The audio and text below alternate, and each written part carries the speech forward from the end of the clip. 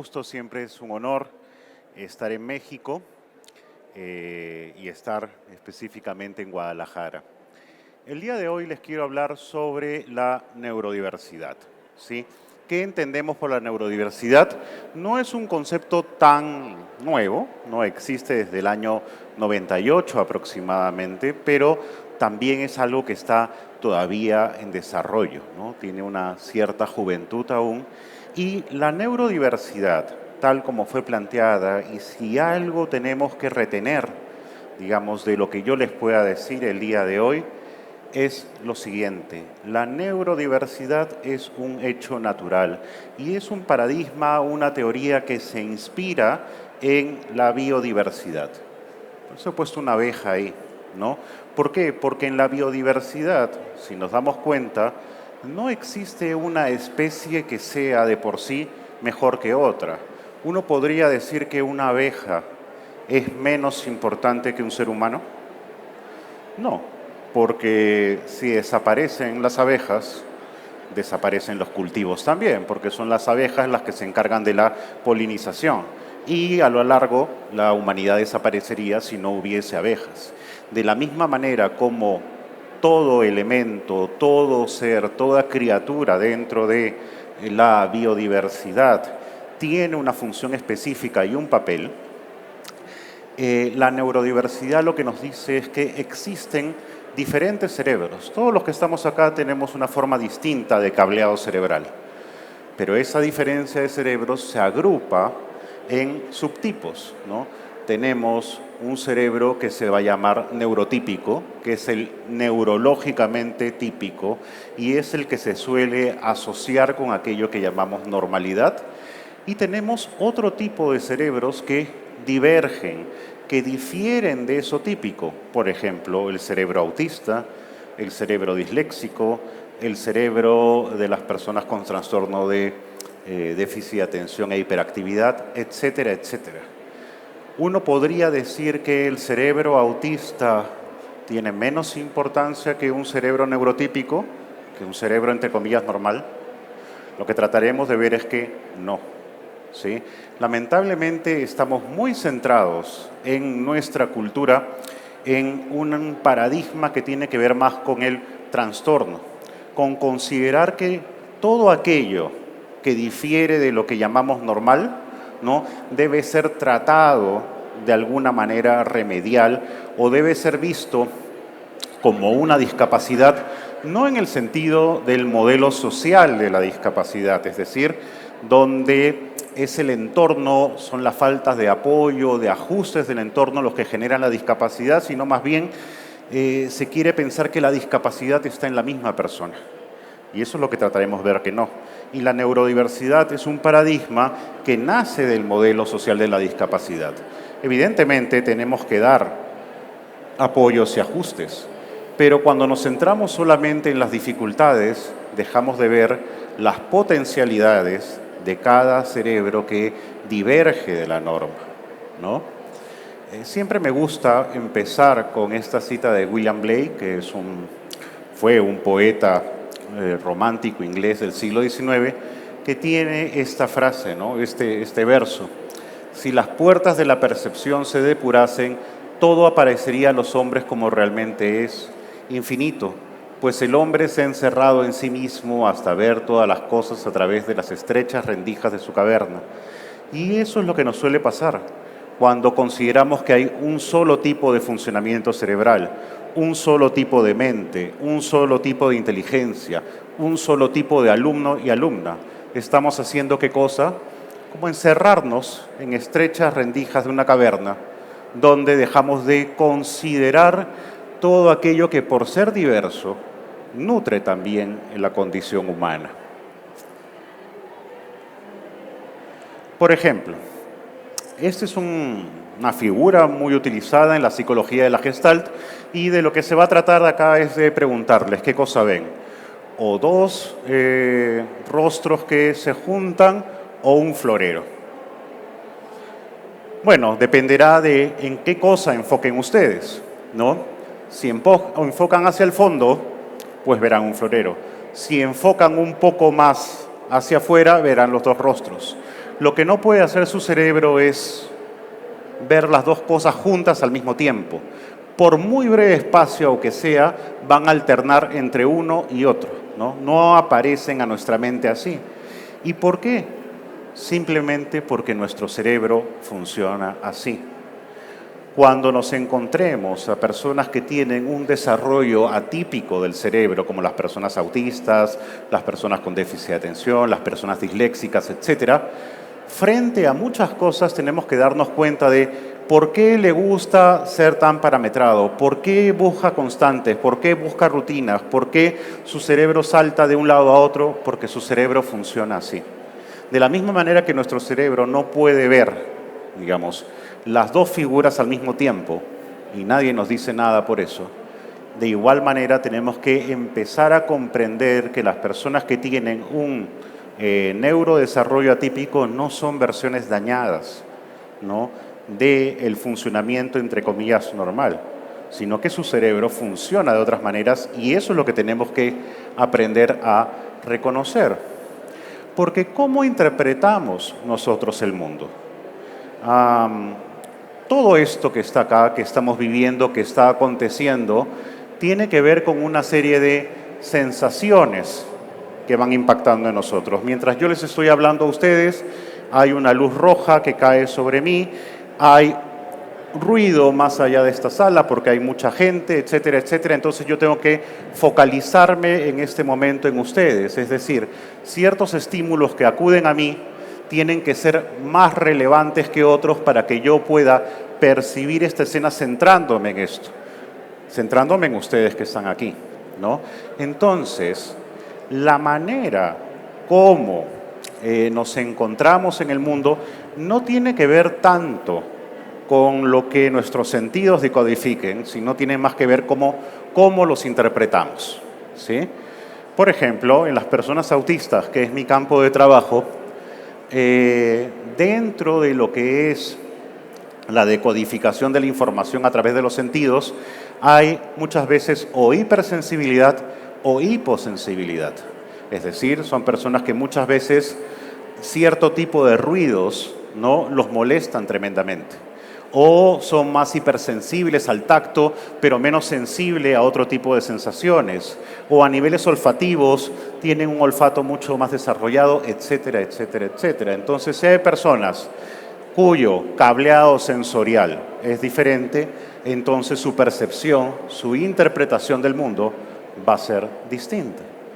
Y entonces, como estamos hablando de interpretaciones, muchas veces no es que una forma de interpretar el mundo sea mejor que la otra. Todo depende de una cuestión de perspectiva, como tenemos en la figura de ahí. Depende de dónde me pare yo a observar el fenómeno. Si hemos admitido que hay formas diferentes de cablear, digamos, la información sensorial, y si sabemos que la manera de percibir el mundo es distinta según sea el desarrollo cerebral, según sean las diversas conformaciones cerebrales, podemos hablar de la neurodiversidad.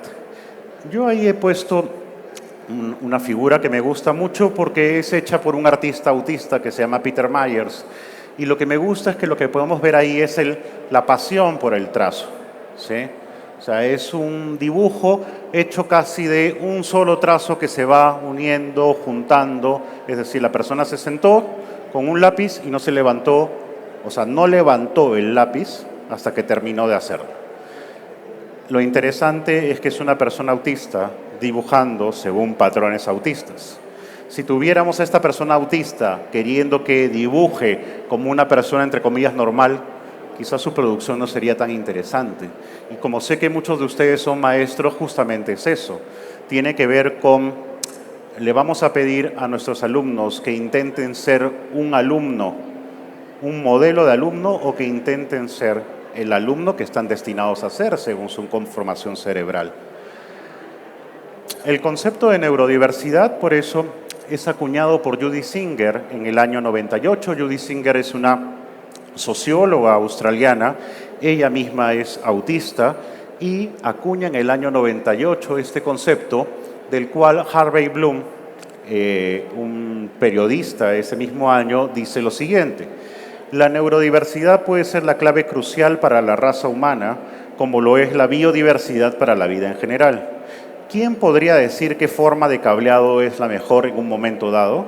La cibernética y la cultura de la computación, por ejemplo, puede favorecer a alguien con un tipo de mente autista. Y de hecho eso lo estamos viendo, ¿no? Son las nuevas tecnologías, las tecnologías que nacen de la cibernética y de la Internet, ¿no?, las que permiten crear, por ejemplo, entornos mucho más amigables para una persona autista, ¿sí? Las nuevas tecnologías, como dice ahí Bloom, es decir, la cibernética y la cultura de la computación, favorecen a una persona con un tipo de mente autista. Y de alguna manera este tipo de tecnologías también han cambiado la manera como nosotros procesamos y damos sentido a las cosas. Por ejemplo, esto que tengo acá, que es un celular, ¿sí?, lo utilizamos para todo menos para hablar por teléfono posiblemente, ¿sí? Los que usan WhatsApp aquí, uno manda un mensaje, se comunica de esta manera, espera que uno le respondan, o si quiere algún tipo de comunicación más, entre comillas, directa, va a mandar ¿qué cosa? Un mensaje de voz, ¿no? Uno manda un mensaje de voz y la otra persona le responde con un mensaje de voz y el otro manda un mensaje de voz y llega a un punto en que uno diría, ¿no es más fácil o no sería más fácil hablar por teléfono? O sea, esto ya dejó de tener ese sentido, o sea, es teléfono en un cierto sentido nada más, pero ya no lo utilizamos de esa manera. Entonces la pregunta es, ¿este tipo de comunicación favorece a personas que privilegian un tipo de comunicación indirecta? Por ejemplo, las personas autistas. Las personas autistas, para ellos comunicarse cara a cara así, es muy complicado porque hay una gran cantidad de información que no puede procesar. Y de alguna manera, la manera como nos comunicamos nosotros es una manera a veces autista de comunicación. No digo que nos volvamos autistas por las nuevas tecnologías, pero cada vez esa comunicación directa la tenemos menos. Ni siquiera hablando por teléfono. Nuestros amigos están en Facebook, ¿no? Nos comunicamos con chat con un montón de personas. Probablemente hay personas que las vemos más o sabemos más de su vida por el Facebook que por la vida real.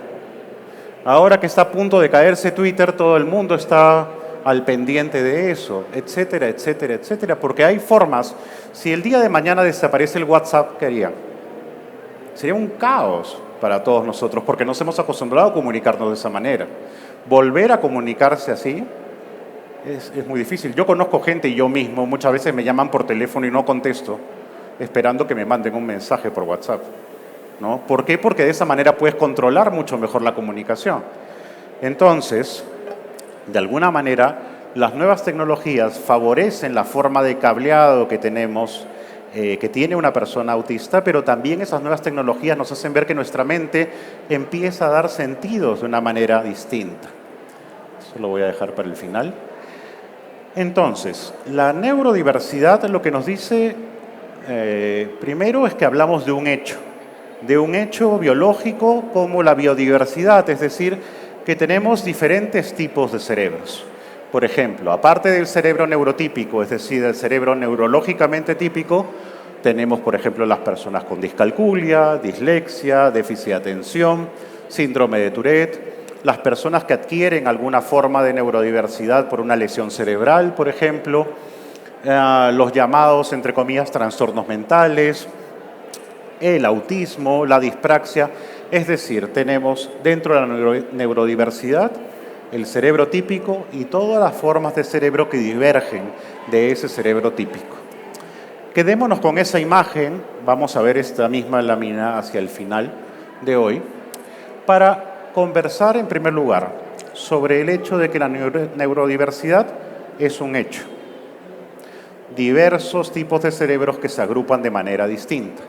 Pero la neurodiversidad también es un paradigma, que como señala Nick Walker, que es una pedagoga e investigadora autista, ¿no? Se funda en tres cosas. En primer lugar, que la neurodiversidad es una forma de diversidad humana, natural y valiosa, ¿sí? Segundo, la idea de que hay un tipo de cerebro o mente normal, o saludable o un estilo correcto de funcionamiento neurocognitivo es una ficción normalmente, culturalmente construida. Es decir, si nosotros decimos que hay una forma cerebral única, una forma cerebral que es la válida, es exactamente igual que nosotros dijésemos que los hombres son más inteligentes que las mujeres o que hay un tipo de raza superior a las otras, etcétera, etcétera, etcétera. O sea, pensar, digamos, que existe un tipo de cerebro normal es más que nada una ficción, como iremos viendo, y una construcción cultural.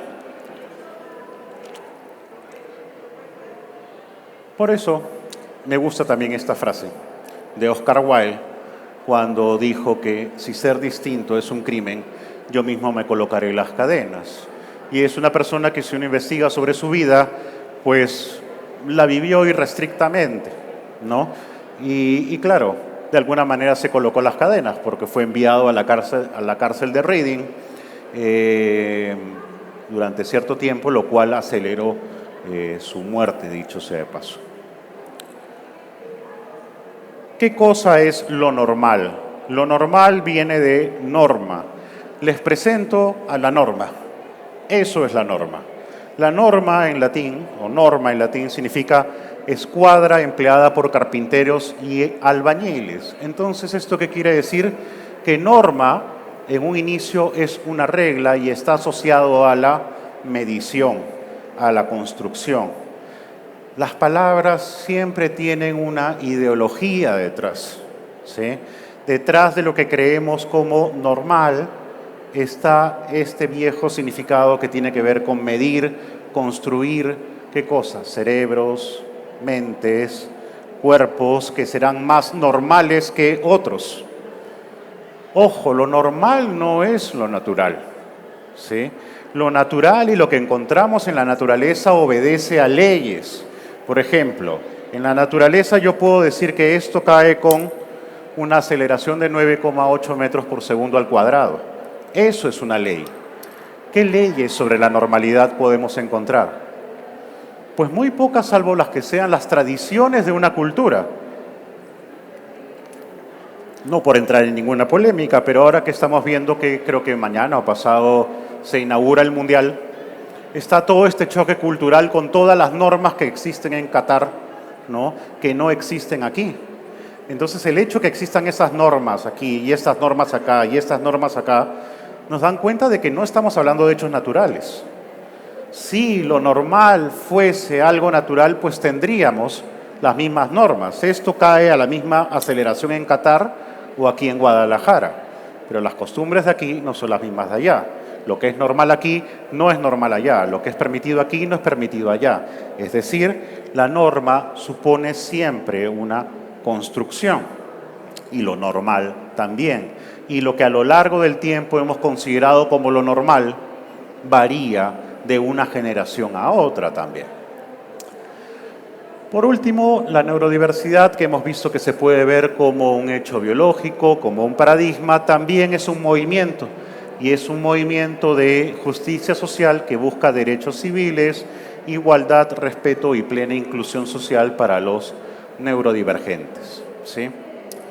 Simplemente muy chiquito, en la tarde haré un taller y hablaré un poco más de esto, pero cuando les decía hace un rato que toda palabra tiene una ideología, igual la palabra inclusión, ¿no? Cuando decimos inclusión, inclusión también viene del latín inclaudere, que significa encerrar, ¿no? Y tiene que ver con la idea de sacar de un contexto y poner en otro. No me voy a extender sobre esto, pero simplemente les voy a decir lo siguiente. ¿Cómo preferirían que les digan, te invito a mi fiesta o te incluyo en mi fiesta? Suena bastante distinto, ¿no? Porque inclusión e invitación, inclusión y convivencia son muy diferentes. Ojo, no quiero ir en contra de todo el ideal que hay detrás de la inclusión, pero muchas veces es importante ver cómo ciertas palabras, ¿no?, terminan condicionando la visión que tenemos después. Okay. Bien, Thomas Armstrong, que es un psicólogo que estudia también el tema de la neurodiversidad, nos dice que vivimos en una época que privilegia los trastornos o la creación de trastornos mentales. En el año 52 apareció la primera versión del DSM. El DSM es el manual de la Asociación Psiquiátrica Norteamericana de Diagnósticos. Y en el año 52 habían 100 diagnósticos psiquiátricos. Para el año 2000, en la cuarta versión revisada, habían 300. Y en el año 2022, 370. O sea, ¿qué cosa puede ocurrir en el mundo? Que en 48 años aparezcan 200 trastornos psiquiátricos más.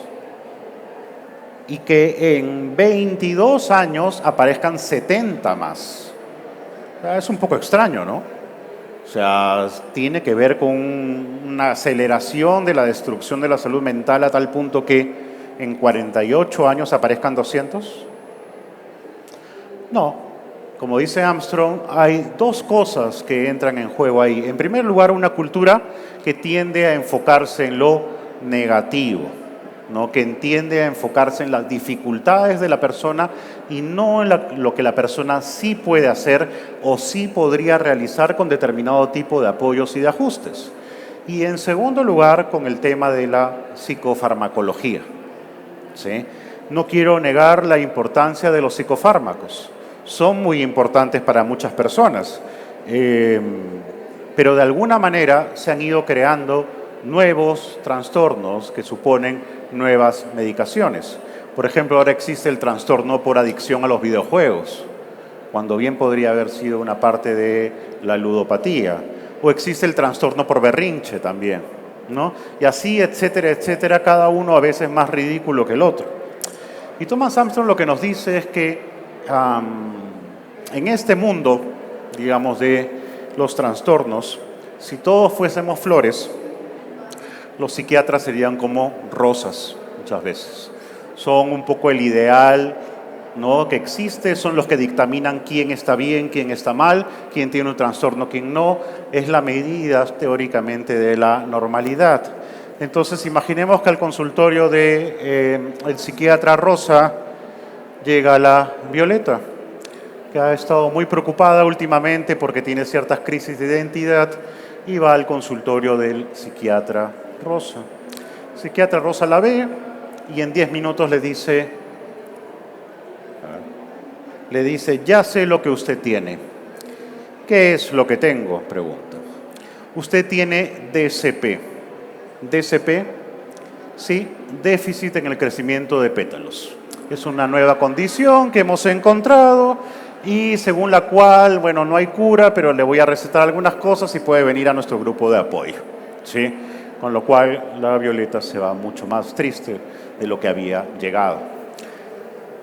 Esta metáfora igual suena cuando solemos decir que esto es normal y lo que lo encaja es anormal y nos vamos a centrar en los defectos, ¿no? Así como veíamos que una abeja no es más importante que un ser humano y en realidad una violeta tampoco respecto de una rosa, igual un tipo de cerebro autista, por ejemplo, no es más importante o menos importante que un cerebro neurotípico. Y Thomas Armstrong nos habla de que si queremos estudiar la neurodiversidad, hay 8 principios que tenemos que considerar. En primer lugar, el principio 1, nuestro cerebro trabaja más como un ecosistema que como una máquina. Durante muchos años existió la visión, la noción de hablar de la mente como un software de una computadora y el cerebro como el hardware de una computadora.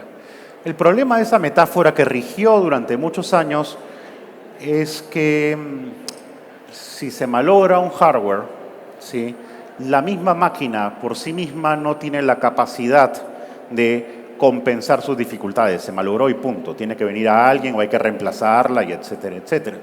Entonces, por ejemplo, es un mal modelo si lo que queremos es considerar a alguien que tiene una lesión cerebral. Y justamente en las lesiones cerebrales lo que podemos ver es que zonas del cerebro que no estaban destinadas en principio a desarrollar ciertas funciones, empiezan a desarrollar las funciones de la zona que fue afectada. A eso se le conoce como plasticidad cerebral. Y por eso que un cerebro humano funciona más como un ecosistema. Por ejemplo, esa selva tropical donde vemos un montón de ríos. Si por alguna razón cae un árbol, hay un derrumbe e interrumpe el pase del río, el río no se va a quedar estancado ahí. Pasará por otros lados, ¿no? Irrigará otra zona. La zona por la que ya no pase posiblemente ya no esté verde, pero habrán otras zonas que sí. De la misma forma funciona la plasticidad cerebral. Principio 2. Los seres humanos y los cerebros humanos existen a través de continuos de competencias. Y lo importante es saber y darnos cuenta cuáles son las competencias del individuo. Por ejemplo, en una variación normal, ¿es mejor ser introvertido que extrovertido? En realidad no, aunque posiblemente nuestra sociedad privilegie más la extroversión que la introversión. En general ambos tendrían que ser neutros. La dificultad está cuando queremos que el introvertido, por ejemplo, sea relacionista público, o si queremos que el extrovertido trabaje en un sótano, no un archivo. Ese es el problema, y el problema muchas veces es cuando no nos damos dónde están los continuos de competencia de cada individuo, en vez de considerar qué es lo que premeditadamente deben o no hacer. Principio 3. Las competencias humanas se definen por los valores de la cultura donde uno se desarrolle. ¿Sí? Antes de la Guerra Civil Estadounidense, el psiquiatra Samuel Cartwright acuñó el término drapetomanía como una enfermedad mental. Drapetomanía significaría algo así como la locura, la enfermedad del esclavo. Lo que ocurría en esas épocas, antes de la Guerra Civil Estadounidense, es que muchos esclavos negros de las plantaciones se escapaban, ¿no? Pero la mentalidad de la época no entendía por qué el escape. Si la mayor cantidad de estas personas ha nacido en cautiverio, entonces no tienen una comprensión de lo que es la libertad. Entonces, ¿cómo pueden anhelar la libertad? ¿Por qué se escapan? Seguramente porque están locos, ¿sí? Esto que nos puede parecer a nosotros obvio, como no se dan cuenta, tiene que ver con la potencia, muchas veces, de los valores de la cultura donde uno se desarrolle. Y ustedes me pueden decir, bueno, pero esto es hace casi 300 años. Pero bueno, hasta el año de 1930 los test de inteligencia todavía tenían los rótulos imbécil, idiota o tarado, ¿no?, como resultados que se daban a las personas. Bueno, me pueden decir que eso es hace casi ya 100 años. Bueno, la homosexualidad fue una enfermedad mental hacia el año 1970, ¿no? Muchas personas pasaban por terapias de conversión, que fue lo que hizo que, por ejemplo, mucha gente como Alan Turing, el padre de la computación, ¿no?, se terminase suicidando por una mala intervención porque él era homosexual, y imaginémonos que es una persona que muere sobre los 40 años, ¿no?, habiendo sido el que generó las primeras computadoras, por una idea del momento de que eso era una enfermedad que había que curarse, lo llevó a la tumba, igual que otras personas. Ahora, esto me pueden decir ustedes que eso es hace el año 1970, que nos separan 70 años aproximadamente, pero bueno, también a los alumnos que les llamamos disléxicos, por ejemplo, atentan sobre nuestras creencias de que todo niño debe leer a determinada edad, o un niño con déficit de atención e hiperactividad atenta contra nuestra idea de la producción, ¿no?, que todos los niños tienen que producir de determinada manera. O el autismo contra nuestras ideas de lo que debe ser la sociabilidad, porque nos creemos también muy sociables. La depresión, las personas depresivas atentan contra nuestra idea de que siempre hay que estar felices, ¿no? Esta cultura un poco de libro de autoayuda, donde vivimos, chocolate caliente para el alma, etcétera, etcétera, donde uno tiene que estar muy feliz siempre, ¿no? Y que como con la ansiedad La idea de que todos tenemos que estar siempre tranquilos, siempre zen, sin ningún problema, cuando la ansiedad tiene un polo positivo que es darnos cuenta del peligro. El miedo es positivo porque nos permite medir las cosas, la ansiedad también. Un poco de depresión en la vida está ligado a la reflexión, etcétera, etcétera. Pero vivimos en una época donde hay ciertas cosas que son penalizadas como indeseables por los valores de nuestra cultura.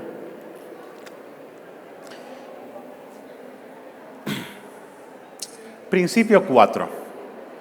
La percepción de discapacidad o don depende del lugar donde hayas nacido, ¿sí?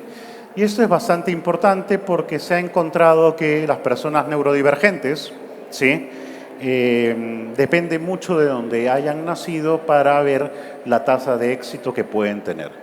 Puede ser neurodivergente, nacer en una época donde en una sociedad no occidental y ser el chamán de tu tribu, o puede ser un gran programador en Silicon Valley, o no sé, pues naces en Lima y no te queda otra que ser psicólogo.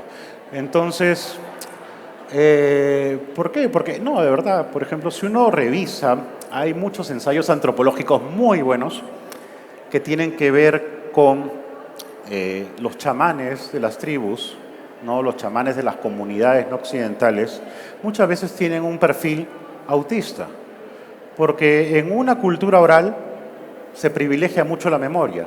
Son los que recuerdan la ubicación de las estrellas, son los que saben todas las plantas que hay que utilizar, son los que recuerdan todos los ritos, todos los rituales, etcétera, etcétera. Eso solamente lo puede hacer una persona que tenga una alta capacidad de sistematización de la información asociada a un tipo de memoria muy fuerte. O, por ejemplo, en Silicon Valley, el 1% de la población, de los nacimientos de la población mundial son autistas, salvo en Silicon Valley, que son el 20% de las tasas de nacimientos. Porque la mayor cantidad o una gran cantidad de personas que trabajan en Silicon Valley se encuentran en el espectro autista. A ese chamán de esa tribu, si lo traemos aquí hoy, posiblemente lo veamos como un discapacitado. Posiblemente lo veamos como una persona que tenemos que incluir en un lado. Donde él se encuentra, está en una posición de privilegio. O la otra persona que está siendo un programador en Silicon Valley, toda la estructura, digamos, está dada como para aprovechar, digamos, lo que puede dar. Si lo traemos acá, posiblemente también tenemos que ver dónde lo incluimos, ¿no? Y así. Entonces, discapacidad o don muchas veces depende del lugar donde hayas nacido. El principio 5 nos dice que el éxito en la vida se basa en adaptar nuestro cerebro a las necesidades del entorno, que tiene que ver con, en la mayoría de los casos, adáptate tú a los demás. Y eso nos recuerda un poco el mito de Procusto. En la mitología griega, Procusto es un posadero del Ática que cuando cae la noche ofrece una cama que tiene en su casa a los que viajan por ahí. Una vez que la persona queda dormida, Procusto amarra a la persona a la cama. Si sobra dentro de la cama, si sobra un pedazo de los pies o de la cabeza, lo que hace Procusto es cortarte. Te corta de tal manera que entres exactamente en la cama. Si eres más chiquito, no importa, Procusto te estira hasta que entres exactamente en la cama. ¿Ok? De alguna manera, nuestros sistemas basados en la normalidad son como el lecho de Procusto. De ahí viene la expresión estar en el lecho de Procusto. Es decir, si una persona no encaja, o lo corto o lo estiro hasta que entre en ese molde y en ese patrón. Pero también el éxito en la vida depende de modificar tu entorno para hacerlo compatible a las necesidades de tu cerebro único, que es la teoría de la construcción del nicho. Tenemos ahí dos castores, ¿sí?, que viven cerca de la orilla del río, como hacen los castores. ¿Qué es lo que hacen los castores como otras especies? Una madriguera. Modifican su entorno. Si esto funciona para los castores, ¿por qué no debe funcionar para los seres humanos? Creo que la pandemia, por ejemplo, nos ha traído la lección de que hay gente que trabaja mucho mejor desde su casa, ¿no? Que para mucha gente no es relevante ni importante ir a un lugar para trabajar. Bueno, antes de la pandemia era impensable. Ahora algunos tipos de voces dicen, no, todos tienen que volver de la misma manera, pero no hemos aprendido que hay personas que lo hacen mejor desde su casa. ¿Cuál es la diferencia? ¿No? Esto es una pequeña muestra de la teoría de la construcción del nicho, ¿no? La idea es adaptar tu entorno para que tú puedas, digamos, desarrollarte de una mejor manera. Principio 7. La construcción de un nicho incluye carreras y estilos de vida, tecnologías de asistencia, recursos humanos y otras estrategias adaptables a las necesidades específicas del individuo neurodivergente. He puesto una silla de ruedas ahí, ¿por qué? Porque muchas investigaciones nos dicen que las personas con déficit de atención e hiperactividad se concentran mucho más cuando están en una mecedora, ¿no? Mientras se van moviendo, atienden mucho más la clase. Bien, ¿cuántas escuelas están dispuestas a poner sillas de ruedas para personas con déficit de atención? O para personas con hiperactividad funciona mucho que en las mesas de trabajo hayan una serie de pedales abajo para que puedan ir pedaleando y de esa manera se focalicen mejor. ¿Cuántas escuelas están dispuestas a ponerle pedales a las mesas de trabajo? ¿No? Justamente, la construcción de un nicho incluye carreras y estilos de vida y tecnologías de asistencia que beneficien a la persona.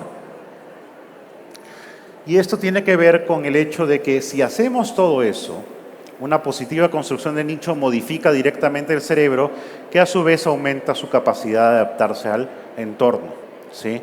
Mientras las modificaciones sean mejores, ¿no? Hacen que el cerebro, digamos, pueda hacerse cada vez más adaptativo. Bien, entonces, habiendo hecho este repaso sobre la neurodiversidad, ¿no? Podemos entender esta frase de Vygotsky. Vygotsky, tan importante como es para la educación, este psicólogo ruso en los años 20 decía lo siguiente, ¿no? Probablemente la noción de lo que llamamos enfermedades emocionales, insanía mental, jamás habrían sido concebidos si primero se hubiesen hecho un intento de resumir todos los defectos de los valores y motivaciones que se encuentran entre la gente normal. Luego es posible que se hubiese descubierto que cada individuo tiene su propia locura, ¿sí? Es decir, ya en los años 20 Vygotsky nos hablaba sobre esta advertencia, sobre la normalidad, ¿no? Y si estamos pensando en la normalidad, veremos a todas estas personas como con algún trastorno o trastornadas. Pero si nuestro ideal es la normalidad y un solo tipo de cerebro, nos estaremos perdiendo que las personas autistas tienen una gran capacidad de concentración, atención al detalle y sistematización de la información. Que las personas con dispraxia tienen grandes capacidades verbales de empatía y de intuición. Que las personas discalcúlicas tienen una gran capacidad en también tareas verbales. Que las personas disléxicas pueden ser grandes arquitectos porque tienen un tipo de codificación en 3D muy alta. Que las personas con déficit de atención puntúan muy alta en creatividad y en pensamiento divergente. Que las personas con síndrome de Tourette también son muy creativas. Que las personas con una lesión cerebral se adaptan mucho mejor a los entornos y son mucho más empáticas, y las personas con los llamados trastornos psiquiátricos muchas veces puntúan mucho más en la profundidad de su pensamiento, como por ejemplo en la depresión. Si nos centramos solamente en la idea de que existe un cerebro normal, ¿no?, nos estaremos perdiendo todos los dones que da la diversidad humana, ¿no? Entonces, salir de las estrechas rendijas de la caverna, como decía Blake, ¿no?, considerar, ¿no?, que cada sociedad imprime una serie de valores, que lo que es normal no es natural, lo natural es la neurodiversidad, y hay que apostar, ¿no?, por cambiar el chip, sin negar las dificultades, centrarnos en todo aquello que pueda hacer que cada uno de esos individuos den y enriquezcan a la vida humana. Bueno, eso es lo que quería transmitirles hoy día. Muchas gracias.